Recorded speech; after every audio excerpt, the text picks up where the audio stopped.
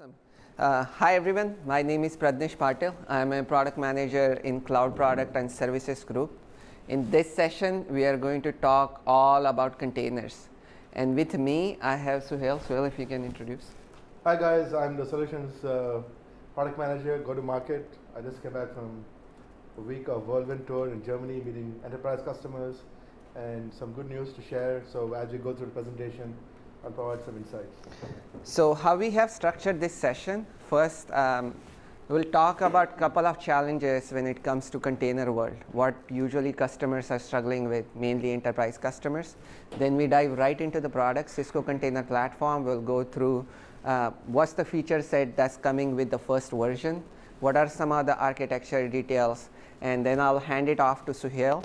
We will talk about the early access program that's currently running, and he'll talk about some of the feedback we are getting there, and we will get into the actual demo of the product. So in this session, we are going to spend about 8 to 10 minutes showing you how it looks like and what are the features we are offering in the product. So when it comes to containers, and Jeremy talked about the multi-cloud migration use case, there are few challenges the enterprise customers are facing with the containers. Multiple open source solution. So lot of different open source solutions customers are trying to combine into one platform, and then there are challenges. How am I going to do all of these configurations? How am I going to get support for these open source solution? Because these customers want to run their data centers. They don't want to go and fix their open source solution, which will help them to do it. Hybrid environments. There are 4 clouds usually in one customer environment. How I get that common container layer running across different clouds. That's another challenge we see. The complexity that comes with this entire ecosystem. You guys must have seen the Cloud Native Foundation, that container solution, kind of that big landscape slide where they show different vendors, and that adds a lot of complexity. Networking, security, storage, and this it's not just me saying, this data is from Cloud Native Foundation survey, the recent survey that they did. Persistent storage in this market. How do you give the storage to containers? How do you make those containers talk with each other or with the outside systems? Or how do you provide security to containers? The nightmare of security engineers, how to get monitoring and threat detection, all of those things that we are seeing the customers are struggling with. Some of the observations, couple of years back in this market, there was lot of different solutions, Mesos, there's still different solutions, Swarm, Kubernetes. What we are seeing is Kubernetes is emerging as #1 trend in the container orchestration market. Also, containers are being adopted heavily in on-premise environments. As the locus of deployment is moving from public clouds to on-prem, and as enterprise IT teams are getting more involved in this, we are seeing the locus is moving more towards on-premise data centers. These containers are being deployed in VMs, as well as containers are being deployed in bare metal. So what is Cisco Container Platform and what it offers? Cisco Container Platform is a turnkey solution for production grade deployments where all of these things come together.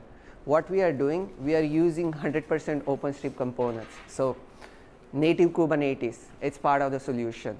Nginx, it's part of the solution. Docker engine, part of the solution. OS, part of the solution. So what we are doing is taking most popular solutions in the industry, even open source, and combining them into the platform. If the solution is there, we are not reinventing the wheel. It's hybrid cloud optimized. So the Cisco Google partnership, it will be enabling some of the use cases there. Plus, it's also going to be customized to support different environments. It's integrated. So I talked about some of the challenges, networking, storage, security, monitoring, analytics. All of those things are included in the solution. And I'll get into details how we are trying to solve this.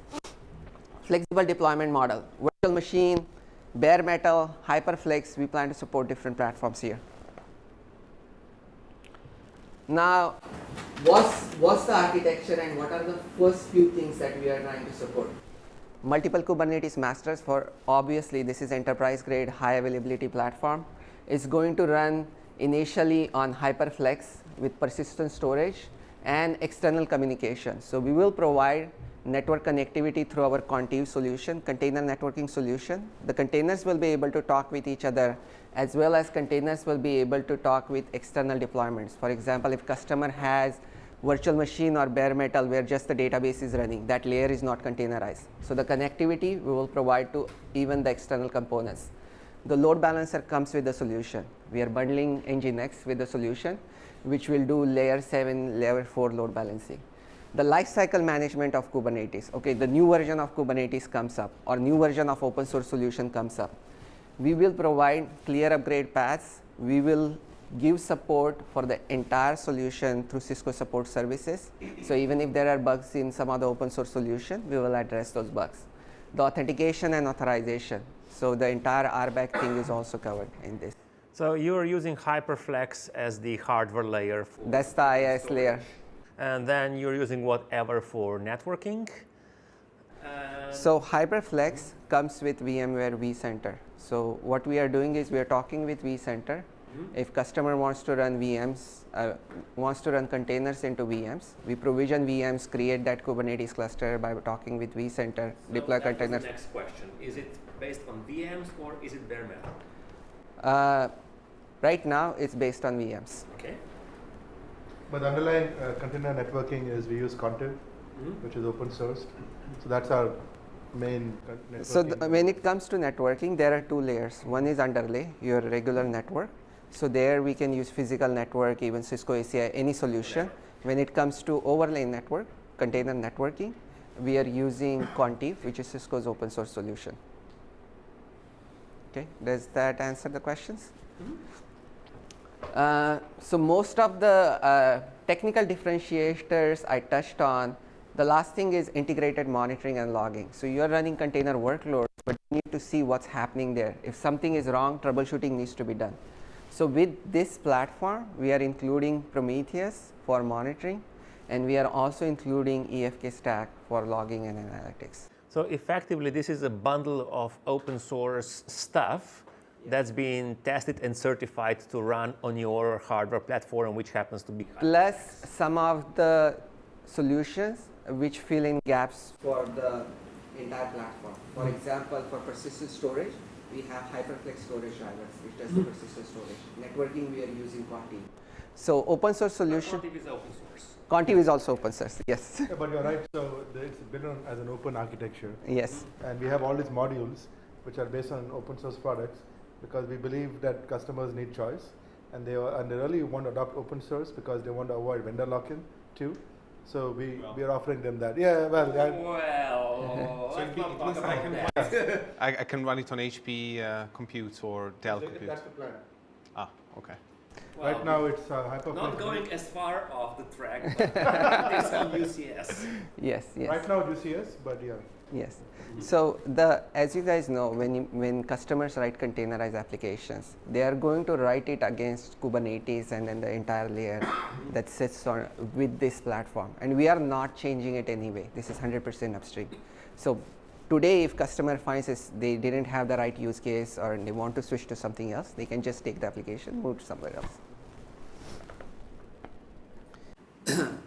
So packaging and availability, quickly wanted to touch on this. The first version is going out in April 2018.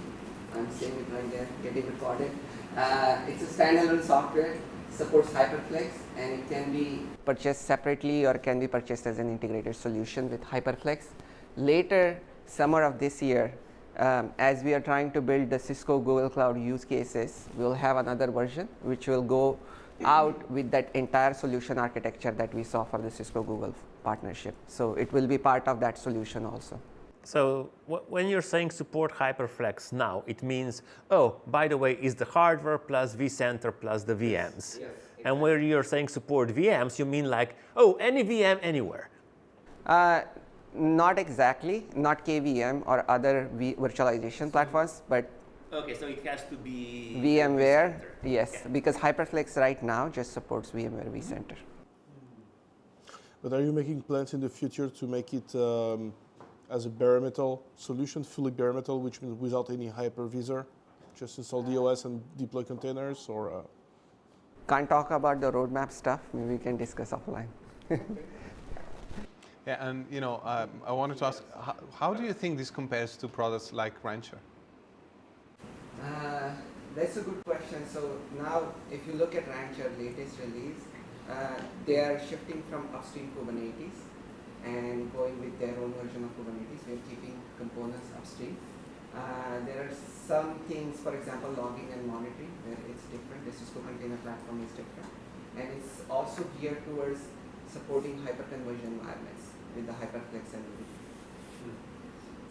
So the real plan, the intent is, as GKE updates, we want to be in sync. Yes. So there are developments happening there.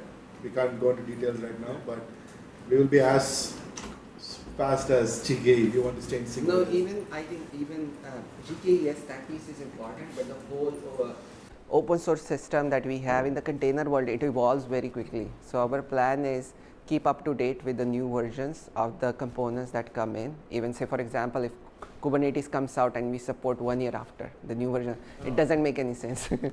What I was thinking about is that you mentioned this open architecture vision, and it seems to me that the architecture here is not very open, not because of the fact that you're reducing your attacked surface in terms of market exposure by a fair amount if you roll out KVM, if you roll out any XVM, or any hypervisor. And also, how does this relate to vSphere integrated containers platform? Are VMware happy about this? You need to ask VMware that question. That's a great answer. But the vSphere integrated containers, it's a containerization technology. It's at the level of how you want to use Docker containers with the virtualization layer and how it works with the Kubernetes. As long as the things are supported by Kubernetes, the 100% upstream Kubernetes, that's going to be run on the platform. We are not changing anything in the Kubernetes. We are not even blocking things from the Kubernetes that, hey, we can only support these 10% of things or 60% of things from Kubernetes. Completely anything that... mandating which hardware I use, which hypervisor I use. Yeah, and we are trying to solve those security storage extensions.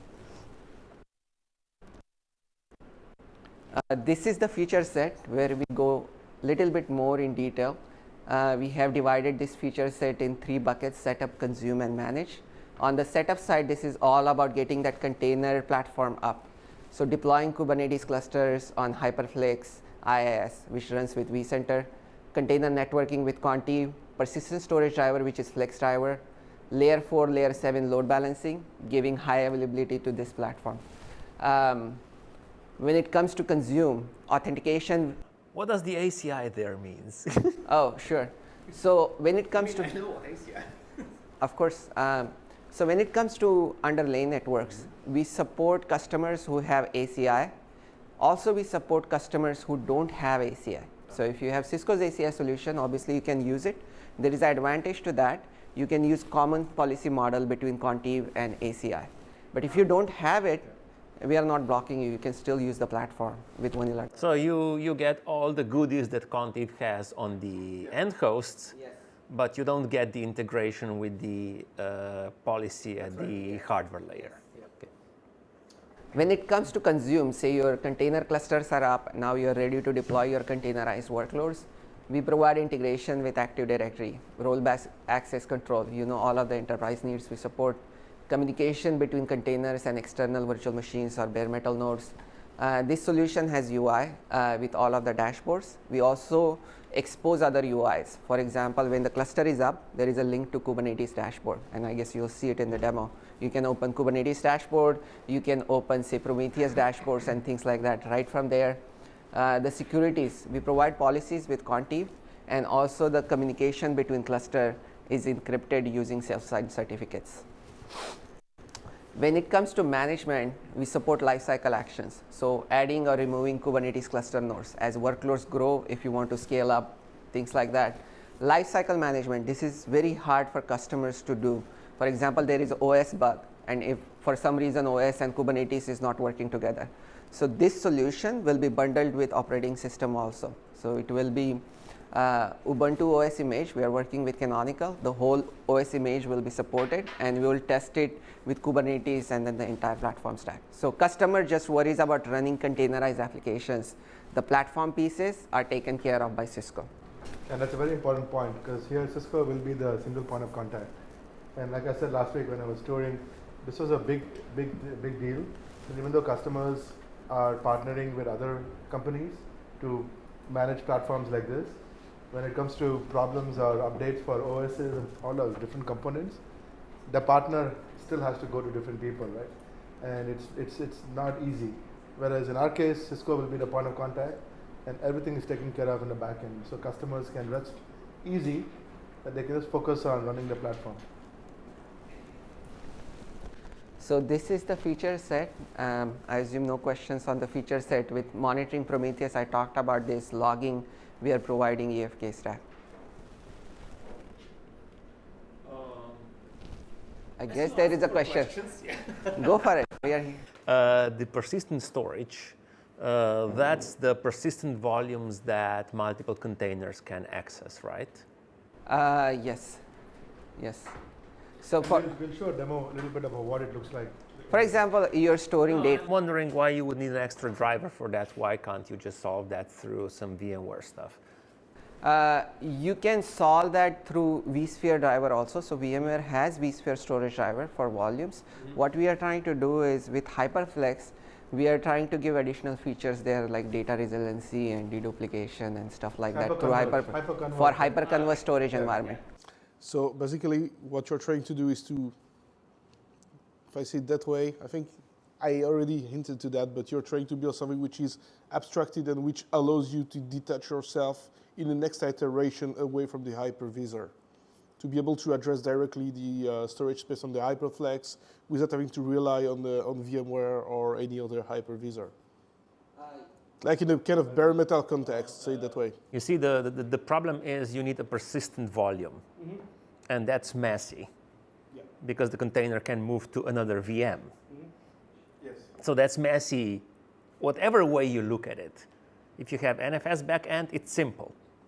With any block storage backend, it's messy as hell. So the platform has to take care of that volume being available when container moves around, and that's the job of the driver. So depends whichever platform you use, you need a solid driver for that.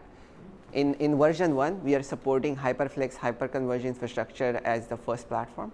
So there we are going with HyperFlex driver, and in parallel we are trying to add additional capabilities. But HyperFlex is not block storage, right? HyperFlex. You need to provide a LAN, which is what this driver does. Absolutely, yeah. Got it. Okay. So we looked at feature set. This is the architecture. What you need to run this platform is basically 3 VMs. It's a 3 VM footprint that you can deploy on different nodes for HA. What we do is, those 3 VMs, what we do is we deploy Kubernetes on top of those 3 VMs. That's what we call control plane Kubernetes, where we run different services like EFK stack or Kibana, Prometheus, our own services. And then these are data plane clusters where customers can spin up multiple Kubernetes clusters, and it gets managed through that 3 VM. We can talk with even multiple vCenter on HyperFlex environment. So even though it's a version 1 of the product, it's production ready, and then the scale is pretty high. And we'll also publish scale numbers once the product goes GA. And as you can see, it's on HyperFlex, and you can use Nexus here or even Xen and stuff like this. With that, I would like to hand it off to Suhail, who will highlight some of the benefits of using HyperFlex and Cisco Container Platform together. Thank you, Pradnesh. All right, so why did we choose HyperFlex first? As we were building our platform, we were looking at what was the first, how do we deploy it, what's the first infrastructure we go on, and we realized that there's a major motion in industry today, which is towards hyperconverged. And we also realized that our business unit, sister business unit, was launching a new product which brought a lot of those advantages into the market. So we made a decision internally to pivot a direction a little bit and focus more on delivering persistent storage. We took a bet. And what I realized is, as I was traveling last week and talking to a lot of enterprise customers, I realized that as you're provisioning clusters and bringing it up, having it provisioned with persistent storage from the get-go was a big deal. So it turned out that our bet was the right bet to make. So with hyperconverged, our HyperFlex platform, we're delivering a very simple and seamless experience. So it's meant to be very turnkey. And you will see in a demo how easy it is to just bootstrap.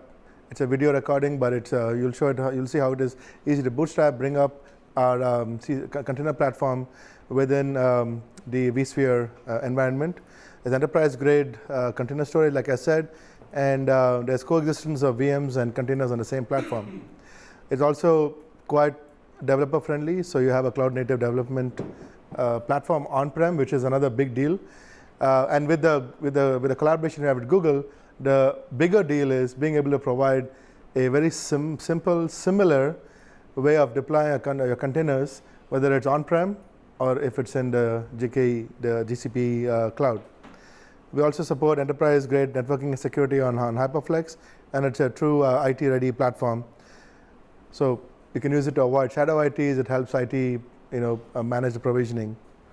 So here we talk about Contiv. Like we mentioned earlier, Contiv is open sourced, and we have two versions. We have a non-ACI version and we have an ACI version. The non-ACI version also supports application intent. The ACI version comes with additional capabilities that APIC provides. So right now we're engaged with a number of customers. We have an early access program where we're giving them early code drops. It's running over the next couple of months until GA. And we are already getting some early feedback, and we hope to continue to get good feedback that we can take back and continue to harden our product. This is part of our whole agile methodology. We really want to build in features that our customers want. And so right now we have a few customers lined up, and we have started providing them early drops. Okay, so in the next demo, I'm going to show you a few use cases. And let's see. There are three separate demos happening here. The first one is we're going to do a simple deployment of the container platform. The control plane will be deployed on HyperFlex. So here, what you're seeing here is a VMware vCenter on Cisco HyperFlex. And the first step we're going to do is we're going to just deploy OVF. So customers will just get an OVA file that they'll be able to download from our internal site or from cisco.com when we are generally available. And here you're going to see how we're deploying it actually in 3 nodes. And we really skipped past it a little bit, but this is the interface where you see IT operators. Before we go next, this is a OVF deployment we are using. There is no installer. Gets deployed very quickly within 20 minutes. Depends on the environment, of course, but within 20 minutes the platform is up. And then you will see that use case. Yep. So now when you log into the portal, you're going to see how you can actually start creating clusters, and it's pretty straightforward. So you log into the portal here, and the next step you're going to see is the dashboard. We have intentionally kept the dashboard really simple for operators to use. There's a big blue easy button on top. Create clusters. It's all wizard driven. And the next few, now you'll see it's got 5 steps. It's pretty straightforward. It asks for just the right set of information to provision your cluster, provision your image, what type of networking you want to use. So we're just selecting right now the VMware resources to use. And the next thing is we're going to log in. We're going to type in a username and password, and we're going to enter a number of Kubernetes worker nodes. It is adjusting the memory per VM here. We're doing the same thing here where we're doing master configuration right now. Just a quick question. What do you need regarding CPU and memory for the image? You can specify the number of CPUs and memory you want to use for each node, or how many nodes you want, whether you want 20 nodes cluster with 3 master nodes and things like that, you can specify. What I'm looking for is, does it consume a lot of CPU? Oh, does it consume? The consumption of actual platform? No, it's very lightweight. Even the VMs we use are kind of smaller size than even medium size VMs. Okay. Another question. Would you suggest a new HyperFlex cluster to put this on, or the customers you're going to work with now? Are you using the clusters they already have with HyperFlex? So we do have certain versions for firmware they need to be on. Most of the time, it's just a very simple matter of upgrading, but they should be able to reuse their existing HX clusters. We just need to make sure that they're... So they don't need to buy new hardware as long as they upgrade their software version, the HyperFlex software components to the right versions, then we can support those. They don't need to buy new hardware. And the dependence on the HyperFlex version is because of the storage driver. Yes. Yes, and also how big of testing matrix we can have. Yeah, we have to get this out, in time, and it's a step-by-step approach. Is there some auto-scaling capabilities? Yes. Yes. So you can add more nodes, and you'll see happening later. Oh, okay. Yeah, you can scale up. We're adding the delete capability. So our goal is, no confirmation, is at least support 256 node Kubernetes cluster, which is most of the times enough for enterprise use cases. But we still have to do scalability testing before we can support it. It's still early in the game, but yeah, that's... so now we just review the selected details, and we submit a request, and you'll notice that in the next screen in the dashboard that it starts launching. So it's provisioning the tenant cluster right now, and it's done. It happens pretty fast. And then the next thing we're going to do is we're going to review the details about the provision cluster, including the node information. So we're going to click on nodes, and we're going to go to clusters, and then we're going to perform some actions now on a tenant cluster, such as launching the native Kubernetes dashboard. And the point here is we want to, as an operator, you have your simplified dashboard, but then you also want to provide the native Kubernetes dashboard for developers to work in. And you noticed here that those masters were we're just connecting to the master. We're going to tenant cluster and status. So we're on kubectl get nodes. So you see the three, one master is there, the others are getting ready. Tenant cluster is ready for developer. Now we're creating a namespace, and we're launching the application. It's a microservices-based web So for application. developers, it's a vanilla experience. We are not putting even initial on top of Kubernetes API or CLI. They just run the same commands. So it's fast-forwarded video, but we deployed the SockShop app that we will show you. So now we're just logging into the IP address on top, and this is the SockShop app. It's a microservices-based app, and it's pretty simple then to just deploy the application. For developers, just want stable containers into which they can deploy applications. Yeah, so even the app we saw is multiple microservices, and it's ingress load balance through Nginx load balance as a service we have in the cluster. So let's wait. Did he already ask about making sure you're not using too much resources, right? resources? Yes. So we said it was a lightweight. The container platform is built to be very lightweight. The VMs, Pradnesh mentioned. 3 VMs, and we use little bit size smaller than medium size VMs. Yeah, but still you're going to use microservices, right? So you're... If you look at those microservices, one is we run container platform, the Cisco container platform as containers. It's very lightweight. The SockShop app we are showing you, it's kind of example of customer application. And of course they can run heavy workloads. But that's the thing. All of a sudden the socks are going like crazy, and everybody wants to buy socks because it's almost Christmas. Everything goes up, and you want to have some control over what is happening, especially when it's a mixed environment. Yes. You want to make sure that you're not going over certain limits. Yes. So in our monitoring solution, you can see how many resources are being consumed. And based on that, you can either scale down application. Probably nobody would do it if customers are coming to your web portal. But you can also add nodes to the cluster in the lifecycle. On infrastructure. Yeah. But to your point, that's where Cloud Center would come in. So in the larger hybrid cloud solution, we do have an orchestrator which is sitting on top.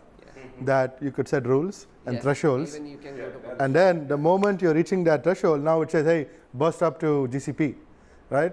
Yes, that is the intent, right? And that's part of the larger hybrid cloud solution to allow that seamless burst up and then come back down. And Cloud Center will orchestrate, yes. What we are focusing on is on-prem simple, operator-focused, platform, container management platform, so that they can quickly stand up, and then they just focus on compliance, Deploying governance, process and for rest of the developers. stuff is taken care of by Cisco. Yeah. That's the whole goal. So we're running out of time, so we're just going to go the last situation here is we're going to create and bind persistent volume, and this is where you'll see the benefit of going with a persistent driver, right? So here we're just, in the next few minutes you'll see we're going to actually update the application. We're going to run the application, it's called Cisco Tweet. We're going to type in some information. It's going to be stored in the volume. Then we're going to update the application. We're going to look back again, and we should still see the same information typed in the earlier version, even in the upgraded version, demonstrating that persistent volume exists. So right now he's just showing you which version it is in, and we're going to deploy the version. So we just do cube, Ctrl apply. And now you've created the application. You're going to view the status, get pods. So it shows it's running. We're going to log in back into the application. It's called Cisco Tweets. So there's no messages so far. We're going to write some messages after logging in. So that's basically the data we are adding in. We were talking about persistency of data. So this is the data that you will see later. So we're just writing in a couple of details, and okay. Now the next one is now we're going to go and update the application, and we should see that the data we entered earlier is still there. So we delete first. You delete the application, update it, and then bring it back, but your data persists. That's what we are trying to show. So now it's version 2, and if you look at it, you see the HyperFlex volume remains the same. Using the same identifiers, we're still using the mount path, doesn't change. And the version is different. So now we're going to apply, we're going to launch the next version. And we're going to see get pods, yes, it's running. Now we're going to log in to the URL, the IP address. And you notice the version has changed to 2.0. But you still see the messages you wrote earlier. So this demonstrates persistent volume. The benefits of it, and this has been a huge desire from our customers, especially those using other solutions. So that's the rollback, yes, exactly, yes. So hopefully more upgrading than rolling back, but yeah, nice use case. Yeah, you can do it either way. Your data will be still there. That's it basically. If you have any questions, we would be happy to answer. We discussed a lot of questions. All right. Thanks. all right, so thank much. you. Thank you for your time.